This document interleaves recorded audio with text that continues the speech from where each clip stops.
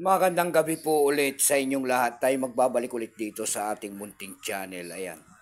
Para pag-discuss ulit ng coins kung magkano ng kanyang presyo.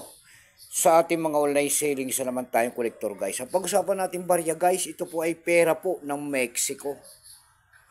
Ayan. Mexico coins. Ayan. 5 pesos po ng bansang Mexico. Year 1977. Ayan, year 1977 po. Ayan. Tignan natin ito kung magkano ng kanyang bintahan po sa ating mga online selling. Baka mayroon kayong mga ganyan mga word coins. Ayan, ayan po. Yan, willing naman tayong bilhin po. Ayan, mag-comment po kayo dyan. Pero bago natin simulan ng ating mga talakayan, tayo magpapasalamat muna sa lahat ng mga tagapagsubaybay dito sa ating YouTube channel. Lalo-lalo na ang aking mga subscriber dyan. Thank you so much sa inyong lahat. Mabuhay po kayo and God bless. Maraming salamat din po sa nanonood sa ating FB page. Lahat po na nakapalo sa aking FB page, thank you so much sa inyong lahat.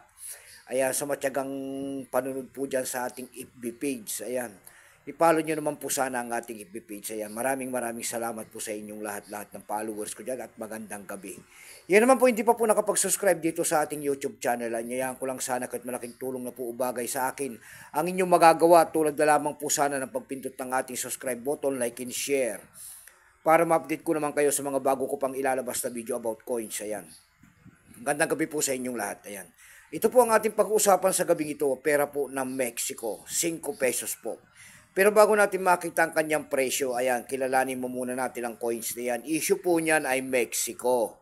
Period po ay United Mexican States Republic, 1823 up to date po. Type dito standard circulation coins years, 1971 hanggang 1978. Value niyan 5 pesos.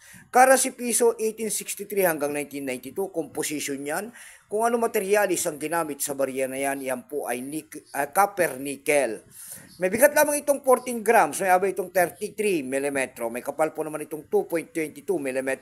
Orientation ay coin alignment. Itinigil naman ang paggamit sa barya na to ng Mexico noong November 15, 1995 number N-1080 reference number KM-42472. Ito pong year 1977 na ito po ay 29%. Kung ilang piraso po ang ginawa sa barya na yan ng Mexico, ito po ay 102 million piraso po.